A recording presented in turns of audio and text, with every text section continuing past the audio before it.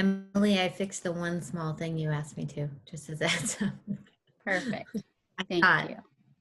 Yeah. Thank you. Thank you. I'm not the only stickler about that, I think. But I mean, if that's the way it's supposed to be, it should be that way. So not a problem at all. Let's get it right.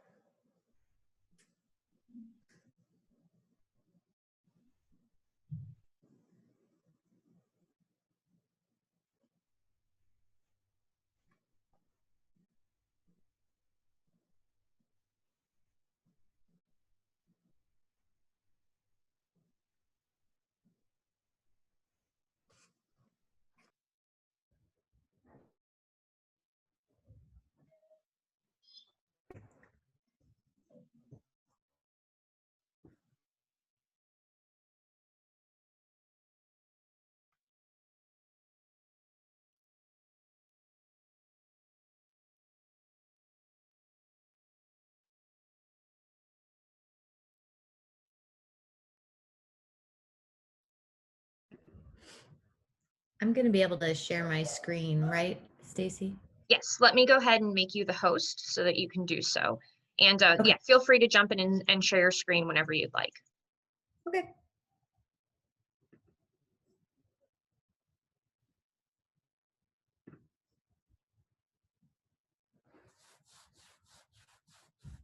Okay, you should be good to go whenever you're ready to share your screen.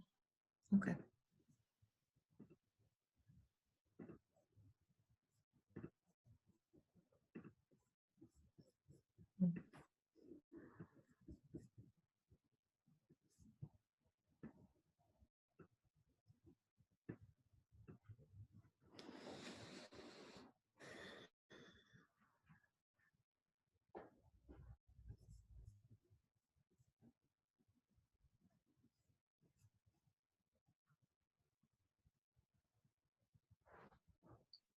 Okay.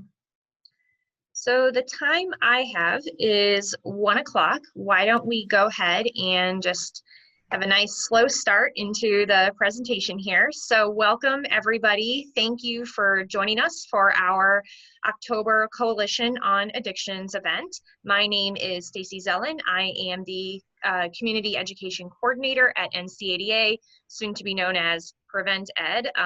We made this announcement a few months back, but in case you missed it, NCADA will be rebranding, and in a month, you'll know us as Prevent Ed. That's our new name, and we're really excited about it. So know that it's the same great people, same great services, just a different name. I don't have any announcements today, so I am just going to go ahead and jump in to introduce our speakers who we're very excited to have with us today. I'm going to first introduce Dr. Heiden-Rootes. Dr. Heiden-Rootes is the Director of Clinical Services in the Center for Counseling and Family Therapy at the SLU School of Medicine. She is responsible for the oversight of operations on the on-campus clinic and is also responsible for managing and coordinating off-site locations and practice settings for students to provide clinical services in the program. We also have Emily Jung with us. She is the operations manager for the Archway Institute. She is also a certified peer specialist and on the executive team for MoPros. As someone who has been affected by the disease of addiction, Emily is an advocate for others struggling and also an advocate for their caregivers. And we also have Colton Baker. Colton is responsible for community relations, also at the Archway Institute with Emily. He is a peer specialist and works in the Advocates for Hope program. He has been a peer specialist for 5 years, and he is also the lead recovery coach for the EPIC Outreach program. So welcome. Thank you all for presenting today. We're all really excited to hear what you have to talk about in Bridging Divides for Effective Treatment and Addiction, the role of peer specialists. I will turn it over to you three. Wonderful. Thank you so much for those introductions. We're going to talk a little bit about how I met them. how I'm kind of how they have become collaborators. I'm also getting a weird internet being in, so hopefully we don't have any problems. Talk a little bit about the collaboration. This started a year and a half ago, and longer actually in terms of our family and community medicine physicians. And so the collaboration was around how best to serve folks and their families who are working through recovery. And so that's how I came to know Archway was sort of joining forces in terms of being a resource for each other. The other way was Colton and Emily came to some of my classes. I teach our graduate students who are future family therapists. And so both of them had to endure me for a few classes and some of my takes on kind of how we effectively intervene with people who are struggling. Is there more, Emily or Colton, that you would add? I don't have anything that I would add to that. Yeah, we other than it was great to attend your classes. So we Archway and SLU are glad that we are able to partner and do this. We are able to, bring peers from like our local peer coalition, like MoPros, and try to integrate some of them into the classes as well, which is great. And then even Fred Ratnick did an interprofessional conversation training as well. So we've just been grateful to be involved in some of these educational opportunities and to also share our lived experience and our knowledge of working in the field with all of you. Keep moving.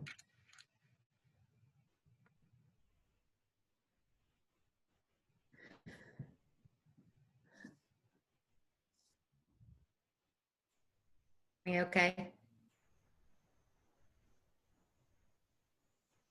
Yeah. Okay. So for today, we have kind of three main agenda items. We're gonna sort of deconstruct this to then rebuild it. One of the things I have learned as a therapist, but also as somebody working in the mental health world, is sometimes we have to think about the terms that we're using and the ways that we're seeing things before we can sort of build them back up with something new, something different. And I will say that's been part of what the partnership has been for me, is sort of understanding how peer specialists fit in the world of mental health and addiction treatment. And so we're going to first, I'm going to start by sort of breaking apart some terms, then we're going to bring it back together in terms of what it looks like to then have team equity, where peers have equal voices and have their defined roles within the team. All right, so there's a term in my world called dominant discourse, and it's fancy words, but all it means is what's the common language out there about things? What is everybody saying about it? And so if we think about addiction treatment, when I thought about what's the dominant discourse, what's everybody saying about it, what they're saying is there's somebody who needs treatment, right? The sick person, the addicted person, the mentally ill person, right? That's really common language. Who gives the treatment? People with credentials, people with letters after their name. At some point, if you're in mental health long enough, you have an alphabet soup of letters behind your name that somehow give you credibility to treat folks. And then where do we find interventions?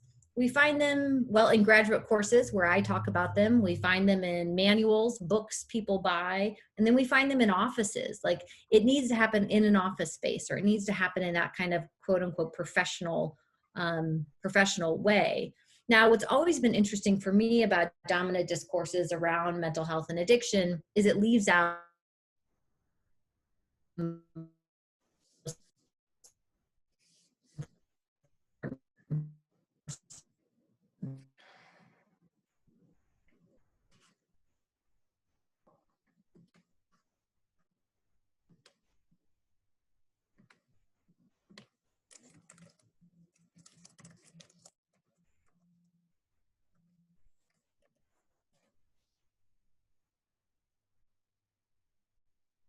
Okay, everyone, it looks like Dr. Heiden-Rootes is having some internet difficulties. We'll give it just a minute.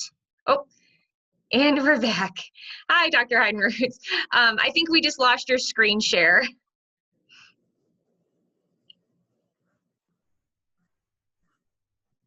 There we go. And go ahead and unmute yourself. Okay, can you hear me? Yes. All right, I'm a little concerned about where I left off. What was the last thing we all heard? You said the one thing that's left out. Oh, thank you. So the one thing that's left out is the voices of those affected, right? The person who's experiencing the addiction, the person that's experiencing the mental health issue. We're so focused on all of these other things and making sure it looks a particular way that we leave out this very critical voice in how we're defining things and how we're approaching treatment. So one of the ways I have begun to understand the role of peer specialists and why that voice of somebody who's been through this process is important is they have lived experience. And what I mean by that is they have been through something that gives them expertise that no book, no credential, no special office, no really fancy computer program or app for that matter is going to be able to convey.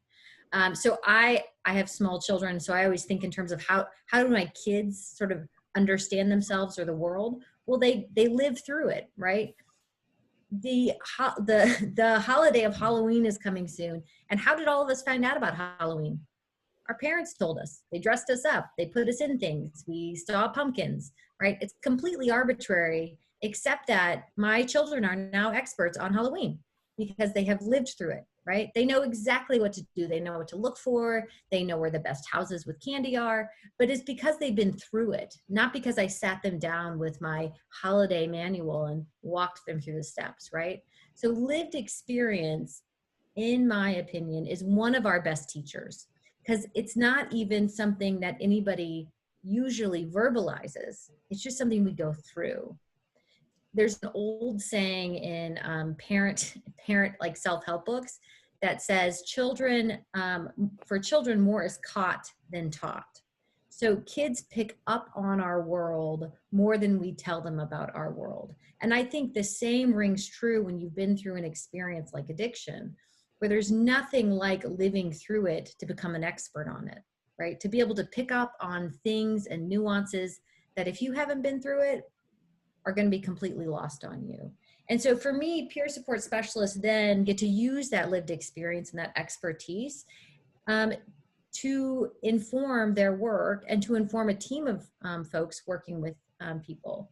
The interesting part for me when I was doing some history on peer support, it actually has a long history over time. In fact, further back than they can document across cultures and time and space. So part of what's happening with peer support specialists is a continuation of what's been happening in human history forever. We're just finding new ways of using it in spaces where previously we wouldn't have invited a peer specialist in. So I think that's one of the really unique moments that we're in right now. So one of the things, at least folks in addiction treatment are experiencing about having a peer support specialist is that they come with special sensitivities and special skills. There are nuances that you can see in fleeting moments with people when you've been through addiction as well that I couldn't teach anybody. And if you haven't lived through it, it's very hard to see. The other thing we know is folks with addiction also usually have histories that make them highly vulnerable and marginalized as a result. And so having someone with that kind of lived experience and expertise becomes vital in terms of intervening. We also know that one of the special things about having a peer support specialist is it removes some of that hierarchy. So somebody comes in to see me, I mean, when you introduced me, you called me Dr. Heiden-Rootes. That all by itself, that beginning entry point of Dr. So-and-so creates a hierarchy in terms of who's the expert in the room.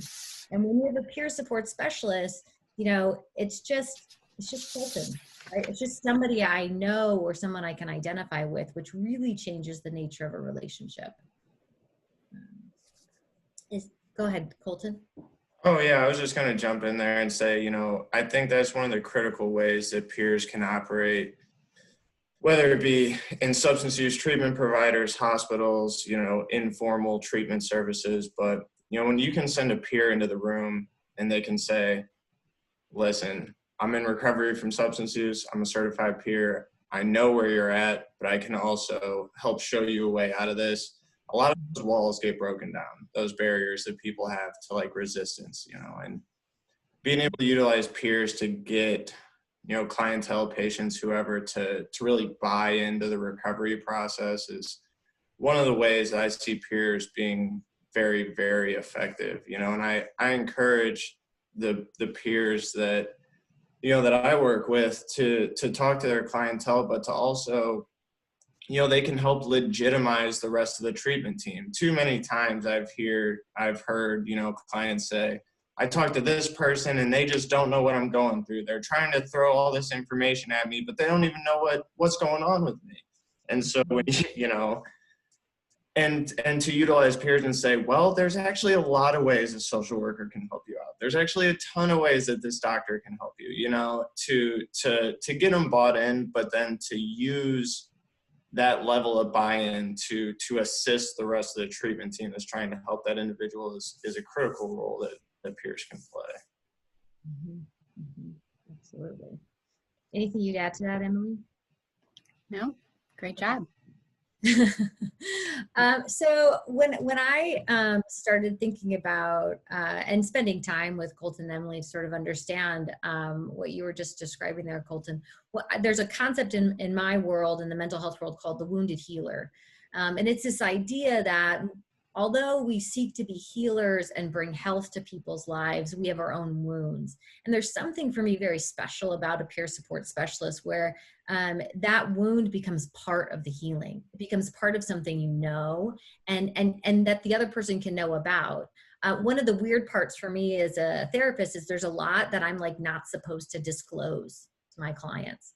Whereas for a peer support specialist, disclosure is part of it. Like that's the idea that that I know we've been through this together.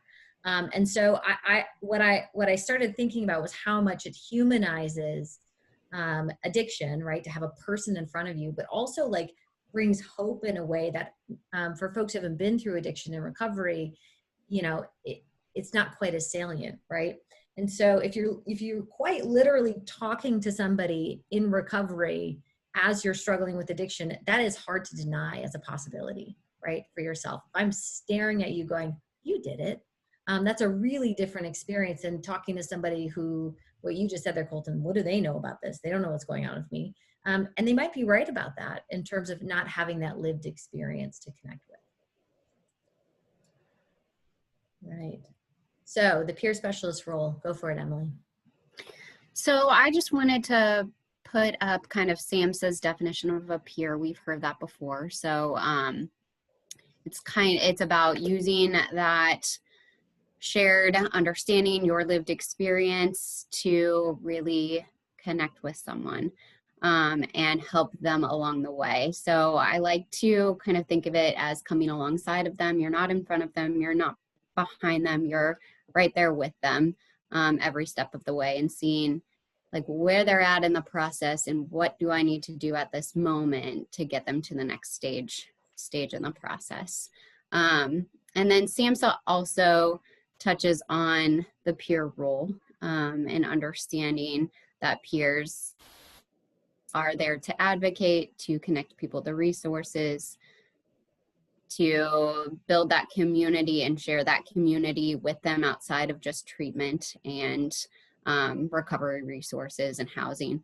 And then the other things that are up there on the screen, things like goal setting. I was just talking about this yesterday, less about, setting goals for clients, but more about talking to the client, getting to know them, figuring out what their goal is and how can I help them achieve that goal. So those are just some of those pieces. Advocacy is one that Colton and I talk a lot about, because it's not just advocating for our clients, but teaching our clients to, for our fellow peers to advocate for themselves when they're sitting in front of the doctor or the clinician or whoever, their family members, teaching them to advocate for themselves as well. So Colton, things to add to peer role. Yeah, I love this slide. This is one of the ones I get most excited about, and it's working with Katie and Fred at SLU, working with Prevent Ed, Epic, MoPros Coalition. Is one of the things I see a lot is, different organizations looking at and not having always a clear definition of like what a peer is and how can we maximize a peer's role. A friend of ours at MoPros likes to use football analogies, but he always says, like a peer is like a free safety. They're running around doing group, and then they're assisting a social worker with an intervention, and then they're going out and doing advocacy, all these things. And so looking at, core competencies and how can we maximize the peers that we have in the field and utilize them to create the best possible result with the clientele that we serve, And I mean, there's a number of substance use and mental health treatment providers that are utilizing peers now, but when you look at it, a lot of them are being utilized differently. You have the Epic Outreach Project where peers are doing a lot of, intervention in hospitals, connecting people to treatment services. So it's like resource related. You have the advocacy with coalitions like MoPros. You have peers at agencies doing what I would call like individual counseling with individuals, goal setting, things like that. So there's a myriad of ways that you can utilize peers, and it's groups like this that I think we can really take what peers can do, maximize that, and take it to the next level. But Emily, this was a great slide, especially with the connection to link to SAMHSA and core competencies for peers. Yeah. I think what you guys are describing is one of the things I was trying to understand for a long time was sort of like the breadth of what peers can do and then like kind of what's too much or just very dependent on where you're at and maybe the goals of that organization or kind of where you're serving. And so it sounds like it depends on kind of where you are and what the goals of maybe that organization is. And then you sort of plug peers in given whatever that is. And I have to imagine that maybe has something to do too with maybe what the individual peer enjoys or feels good at or motivated or passionate to do as well. I think it also depends on. Sorry, Emily, I did You're not. up. You're good. Colton, you go.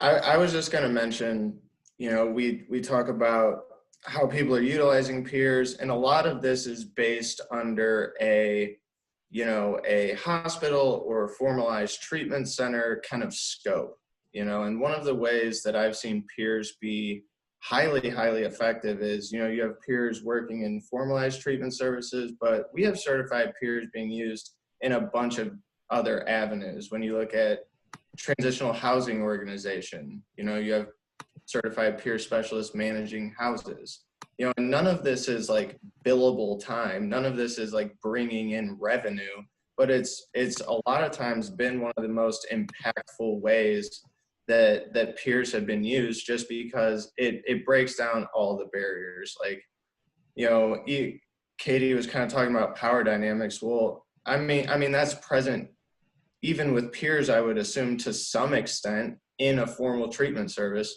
But when you're literally at home, sitting on the couch, talking to a resident about their goals and about their recovery and their struggles, just like every possible barrier is broken down between you and that other individual. And so it's like when we talk about maximizing scope and effectiveness, there's all these different avenues that peers can be utilized. And so I just think that's important to touch on when you look at like the full scope of what peers can do.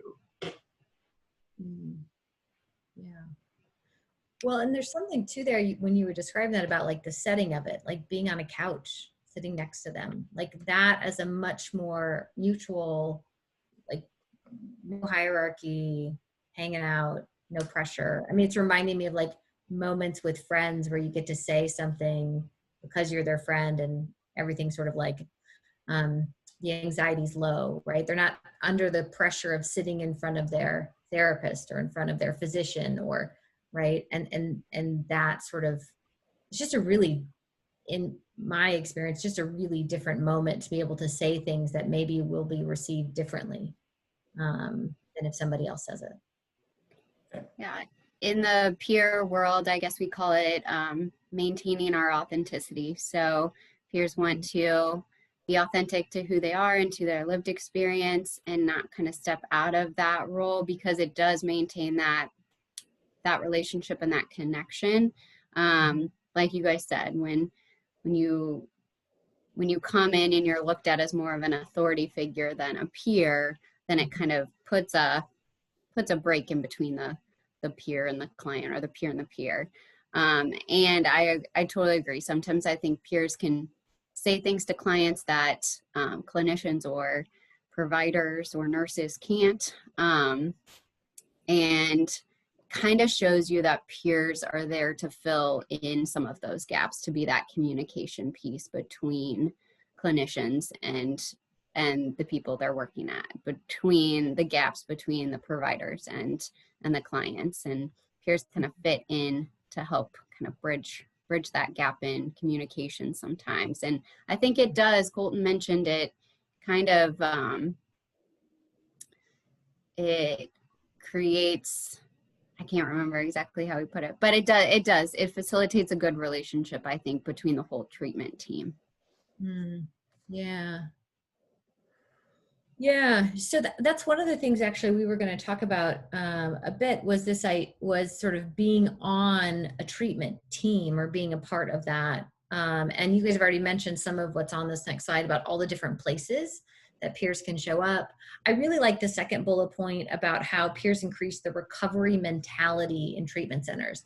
And that sounds like an effect on the people working there, not just the patients or the people you're serving. Can you guys talk a little bit about that recovery mentality, and maybe how that's different for a peer, and maybe what they might bring to a team or facility? I mean, right off the bat, what comes to mind is compassion out of the gate.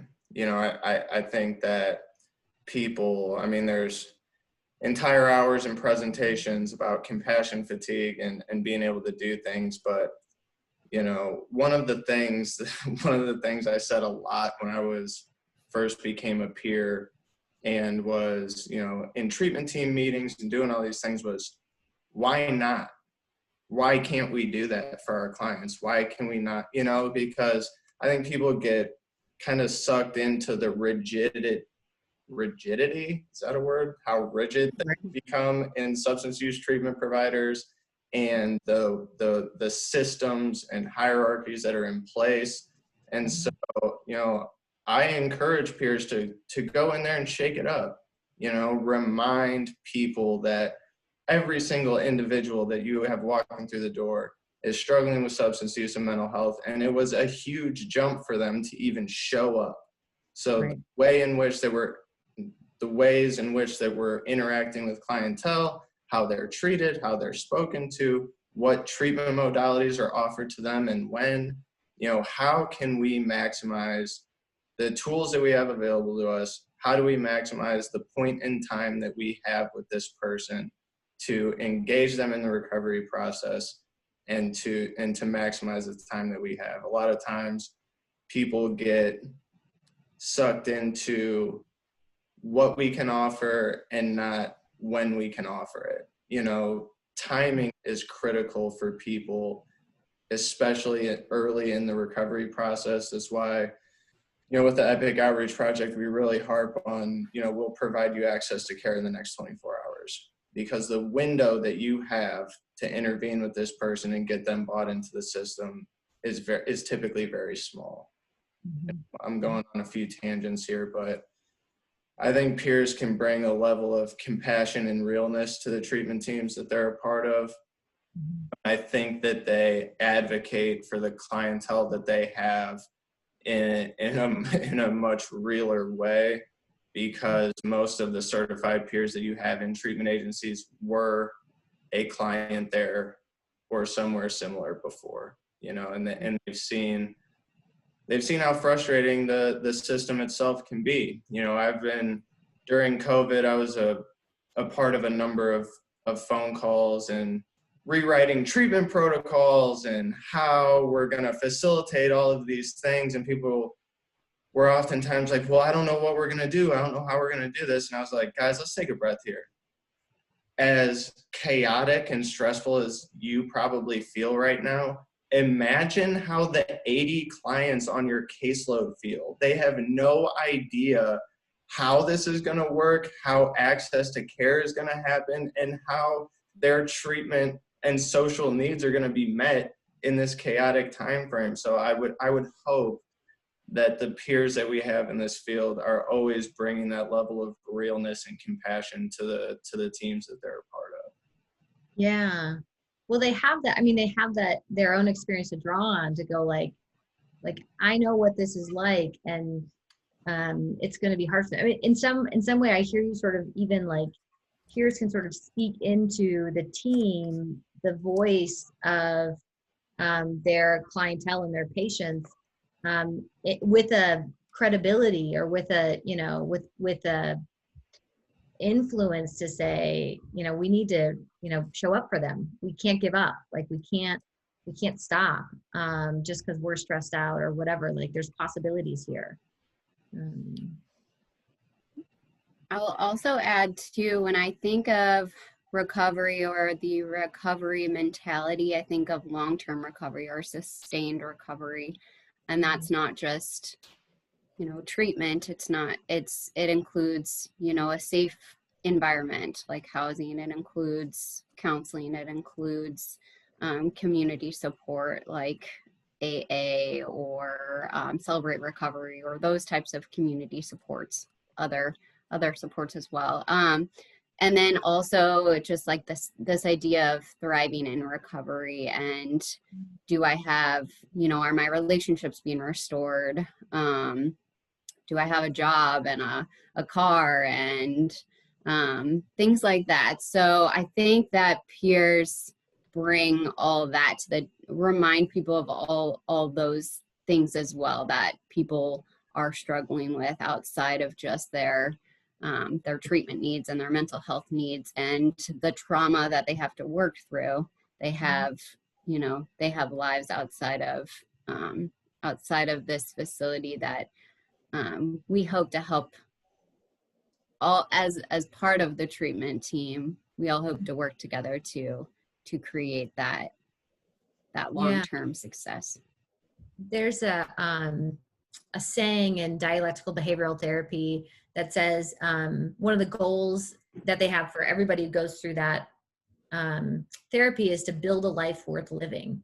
And so part of what I hear you sort of describing there is that thriving is building a life worth staying sober for, staying in recovery for, that feels meaningful and worthwhile, because what's going to motivate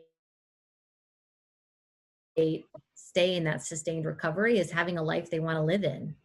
And it's not just about, it is about sobriety, but it's also about being sober for a reason. And so I like that idea of thriving. I think that's a really important one that sometimes, particularly when I think about when you're burnt out or you have compassion fatigue, is maybe not present of mind for you as a provider in some way. Yeah. I feel like Colton I've heard him talk multiple times, but Colton, you always mention this idea of like especially in Recovery House, the other people in the house showed you a life that was worth living in recovery. I'm not sure exactly how you say it, but I've heard that statement over and over and over again from multiple people. Yeah, that anytime I'm sharing my recovery story or trying to speak on peers, I do try to touch on that. You, Emily, said it well, and Katie, but it's more than just engaging someone in treatment services or getting them to their next treatment appointment or whatever. A lot of times people get caught up in, are they engaging in services? Are they doing whatever? But, I think peers can take it to the next level of, are you building a sustainable program of recovery? Are you building a life that you want to live sober? And it was, that is something I try to push with everybody I meet with, because that was the most critical component in my recovery. And that's what a peer brought to my front door, which really takes it to the next level. Emily, I'm glad you said the terminology, you know, a long-term, you know, model for care, you know, and that's what I would hope peers are bringing to their clientele. And I think it's one of the ways they could be best utilized. Yeah. Yeah, I think, you know, one of my hopes when we first started partnering was about being more part of that more long-term phase of it. I mean, my work is working with couples and families, and people who go through addiction treatment have partners and families. And so how do you sort of restore that trust and connection? And like, this sounds really maybe trivial in some way, but like fun and playfulness and delight, right? Like, that we need those things in our relationships and in our life for them to be worthwhile. Otherwise, it's just pain all the time. And sometimes when you're working through trauma or you're working through sobriety, and it is painful and it is hard, you need breaks in that. You need laughter in that. You need enjoyment in that. And that comes in our relationships and in the things we can share with people. And so how do we make that a part of treatment? And it sounds like what you guys are saying is, you know, a peer's voice on those teams can remind people that this is a really important aspect of it. If we're really going to create you know, this long-term recovery, this thriving for this person who's moving through it. And I have to imagine, I'm making this up in my head, so you guys have to tell me if this is accurate, but I have to imagine at the very beginning of recovery, that's hard for most people to see. That thriving, that possibility out there. Is that fair? Yeah, absolutely, 100%. But Yeah. and that's where I try to talk about peers in formal and informal treatment services, especially things like recovery housing. And that is, you know, peers will model recovery. They'll model, you know, model recovery and things that you can do in that nature. But what I saw in it and what I hope people get out of it was like the immeasurable things. You know, I talk a lot about when I saw peers, they had what I was looking for. And that wasn't, you know, a car or, you know, like measurable material items. Like they had peace of mind. They were having a good time. They were laughing. They were saying hey to people. They had a good, positive, upbeat attitude throughout the treatment center, building people up, laughing, having a good time. And it's the way that recovery is modeled in a fashion that looks attractive to you. You know, are you modeling an idea of recovery and recovery in your own lifestyle that appears attractive and that gets people to buy into the process? I mean, it was that dramatic of an effect in my early sobriety that the peers had, and I think that that's a really insightful point that you made, Katie. Yeah. It's when I heard you say that, my mind went to like sort of like selling them something. But on some level, right, you are trying to sort of advertise, you know, with watching peers and how they move through the world, like your life can be like this too. You know, not you know, not quite like a commercial, but still like some kind of representation of my life can look like that. And we know in other research that representation, when I can see myself in the future through somebody else, there's hope in that, you know? Yeah. Uh-oh, you're smiling. Anything else you guys want to say about that before we move on to this idea of equity? Okay. So one of the places we ended up landing was thinking through, okay, so peers are important. I hope we've convinced everybody of that at this point, and vital for addiction treatment to be effective. And then this question of equity, and equity doesn't mean the same. Equity means that each person on the team has what they need and is seen for what they bring in their differences, not in their sameness. So what I like about equity is it gets into what's special about that person or that profession or that role. And one of the things, at least the three of us have talked about, is, you know, how do we help other team members see the peer for what they are and what they bring, and to define that role in a way that gives them voice and agency and that they have influence on the team.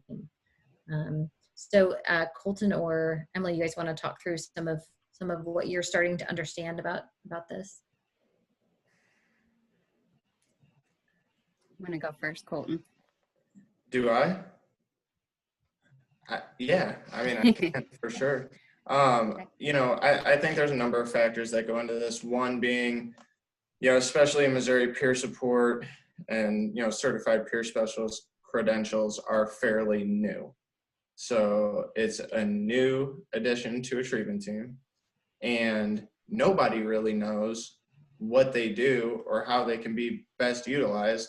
I mean, I've been hired in jobs before where they said, we don't know what we're going to do with you, but hopefully you can figure it out, you know, and which was a little bit intimidating at first, but then, you know, I saw it to be this really cool opportunity to not only, you know, try to influence, you know, my clients' lives and that treatment providers' lives, but like the peer support model as a whole, you know. And I think to really solidify that position, it was a really cool opportunity, but it's important to be able to define roles and to be able to, you know, utilize that person effectively on a treatment team, you know. And I think,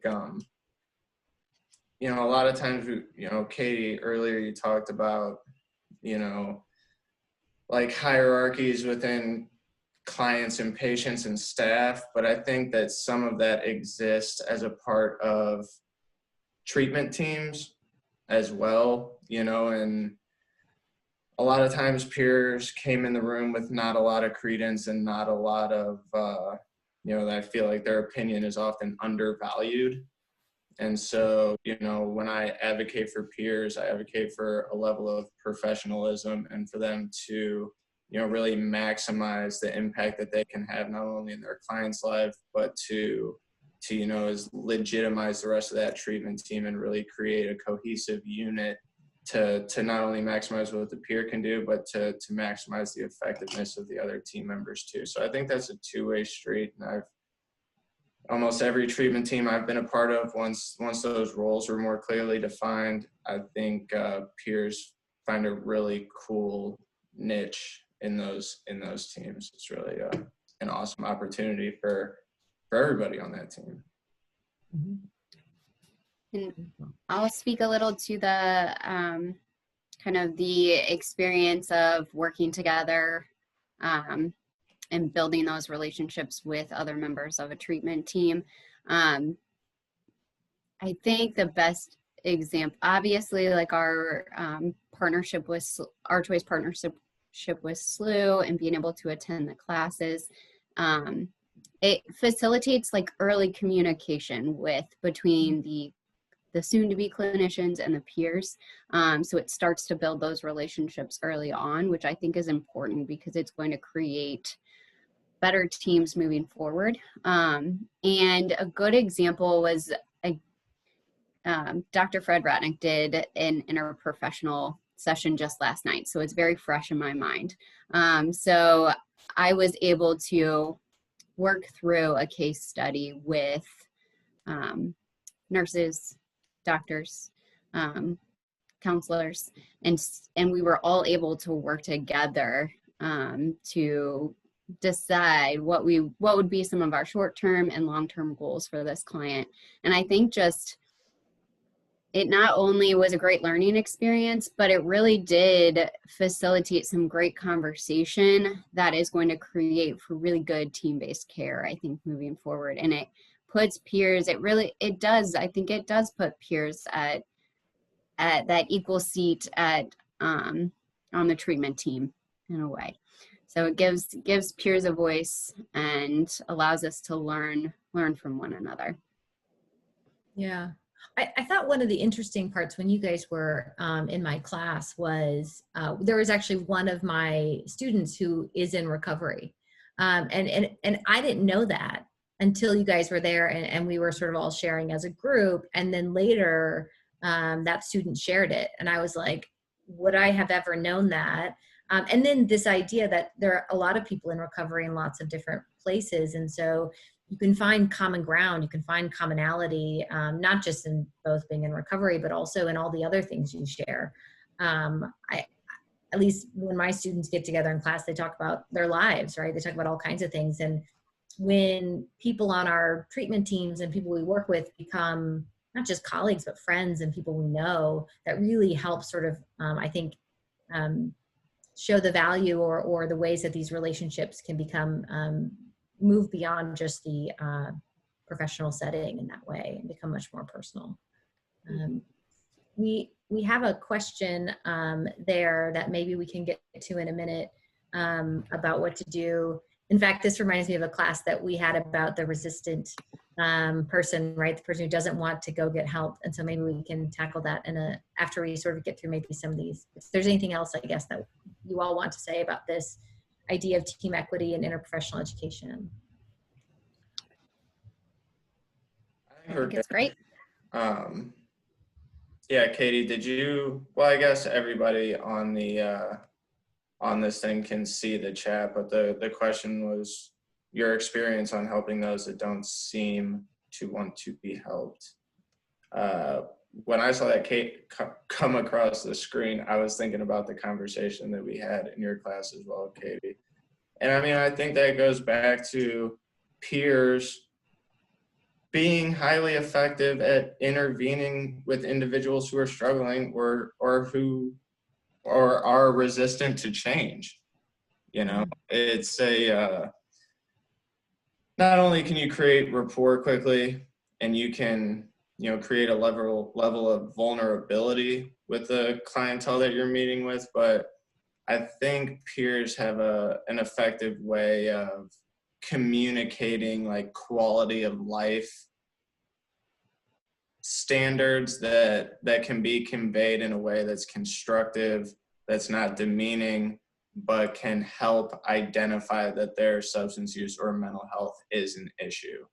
Yeah. You know, so one of the things we see a lot is denial or people trying to legitimize their substance use. And, you know, in a lot of ways, someone's using substances to deal with a mental health diagnosis, to deal with trauma, to deal with whatever. And guess what? In a lot of ways, it's effective. That person is using substances because it continues to help them deal with things despite the negative consequences that they're experiencing because of it. So, you know, when a peer can acknowledge that, yes, I feel you, that this substance is playing a role in your life that you feel that you cannot live without. But let me, one, try to highlight, you know, how continuing to use substances is negatively impacting your relationships, your health, your legal situation, your financial situation.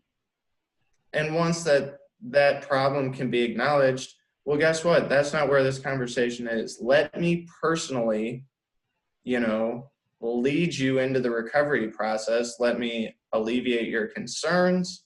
Let me tell you what I did. Let me tell you what worked for me. And then to be able to guide that person through the process with support, you know. And so I know that that's a little bit specific, but I think utilizing peers to be able to work with resistant clients is highly effective and one of the areas that I see peers shine in regularly. You're reminding me of one of the things I tell my students is sort of join the resistance. You know, it's kind of like Star Wars, like join in the resistance. It's futile to try and talk them out of it or like have some debate about it. So what you just said there about like, be like, yeah, you're right. The substance is helping you deal with that 100%, right? Like you're not trying to like, I don't know, like have some kind of argument necessarily. You're going, I get it. You're right. That works. I mean, when you do that for people, they immediately go, okay. And when you can speak with the authority of a peer and say, I know, I get it. Like, I know that works. I think it has an added credibility or connection point with somebody who's, you know, in the midst of trying to decide. I always think of resistant clients as people sort of just still in contemplation, right?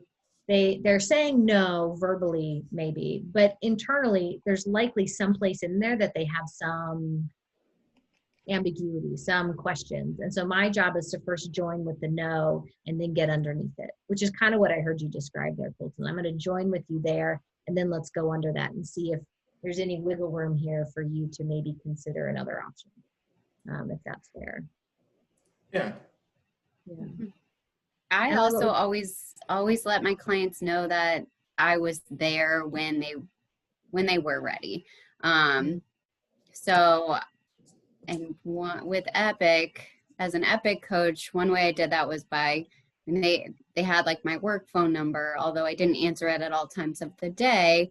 I would call them and leave a message, because even for the people who I knew were back to using, I would still call and I would leave a message so that they knew that I was at least there if they were ready. So I was one resource, one connection to the treatment world, to the recovery world for them.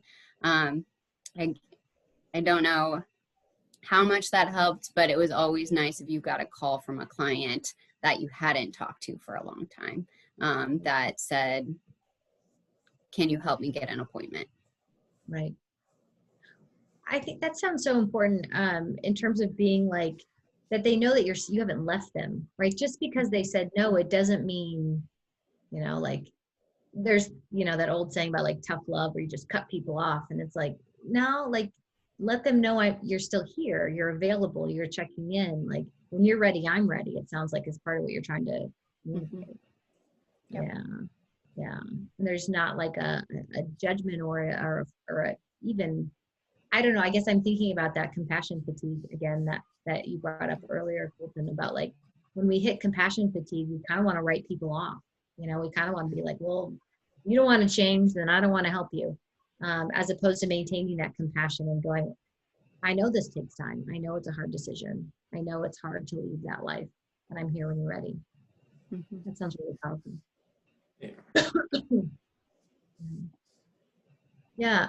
So we have about 10 minutes left, and we wanted to leave some time for some Q&A or questions. So I'm not sure if there's others out there that folks have. This is Stacy. I want to, yes, invite people to go ahead and include any questions or comments in the chat box right now. But while we're giving folks a minute to do that, I think this presentation is just so great in really giving us some insight and perspective into the role of peer specialists, and also how that can fit in these different, like you said, these different interprofessional connections. So a question I guess questions I always like to ask. I'm a bit of a futurist, and I'd be curious to know if there was something that you wanted to see in terms of change or improvement for your role, or just the profession of peer specialists in general. Like, what would you like to see that you think would be helpful? What are the changes that you might see coming down the pipeline? Right off the top of my head, if I would talk about improvements in relation to peers, is I want to advocate for, studies and data surrounding making certified peer specialists an evidence-based practice. Because one of the things that you see a problem now in the peer movement is, peers are almost exclusively reimbursed by grant funding, right? And so how do you create a sustainable model for peers if they're hired and fired based on, what grant funding comes in next? So for us to build a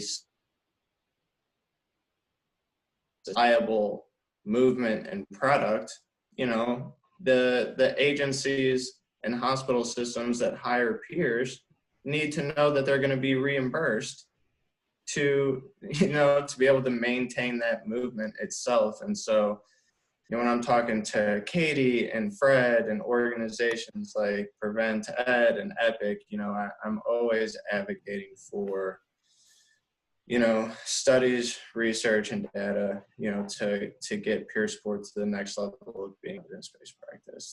That's always my biggest concern with the peer movement itself. One of the things we work on with the MoPros Coalition is creating career ladders for peers. You know, I think even today, you know, inside treatment providers, you know, a peer support specialist is often looked at as like an entry-level position until you become a case manager or until you become a social worker, until you know, move on to whatever's next, you know, and that's fine if that's the career path that a person wants to take. But I think on a system level, it kind of undermines the value that peers can bring to that treatment team and to the field itself, as if it's always looked at as, oh, well, this is how you get in, and then you become something else. So, you know, MoPros especially is working on career ladder moves that we can facilitate for peers. So if that's the role that they would like to stay in, you know, they can maximize that position and take the peer support movement to the next level.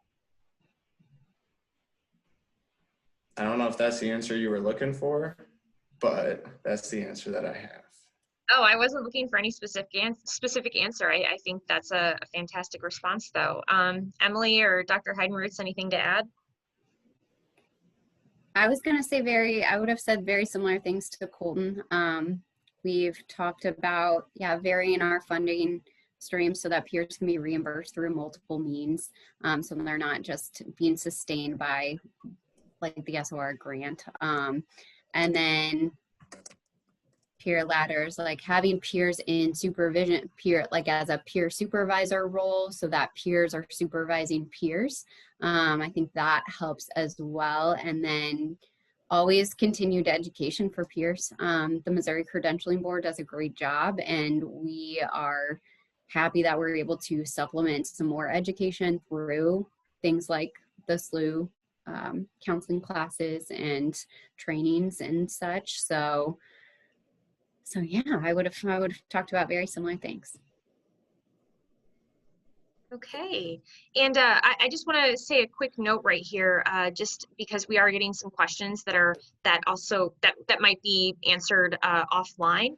So for the group of attendees, I will be sending out a follow-up email today that will contain a link for payment if you're seeking contact hours for today's presentation. So what I can also do is copy our presenters, if that's okay with them, and have their contact information for some of these more specific questions that we're getting in Q&A, and that's how we can connect you directly. So just to address some of those questions that we're seeing right now in the chat box and in the Q&A. Yeah, and I'll speak for both Colton and I. We love connecting with peers in the field and new peers especially. And so definitely reach out. Okay, well, I don't want to make you all sit there in front of your computers. It looks like we're not getting too many more questions at this point, and we're getting kind of close to closing time. So again, we'll have the contact information for our presenters included in that follow-up email if you want to reach out directly. I want to say an enormous thank you for taking the time today. That's directed at our speakers and our attendees. This presentation, I feel like, was just spot on, and talking about peer specialists and again how we're going to start folding and integrating this into the continuum of care in regards to substance use. I think this needs to be an ongoing topic that we revisit. So don't be surprised if I get a hold of you again in 2021 and sort of see where things are at, or if there's any new perspective to share. So really, thank you so much. We really appreciate it. Thanks for Thank you. Okay, everyone. Well, again, if there's no further questions, if you don't need anything, I think we're going to go ahead and sign off. Again, keep an eye out for that follow-up email, and if anything does pop up, we can certainly address any questions then. So thank you again for attending. Everyone have a fantastic rest of your week and stay safe, okay? Thanks. Okay. All right. Bye, everybody. Bye.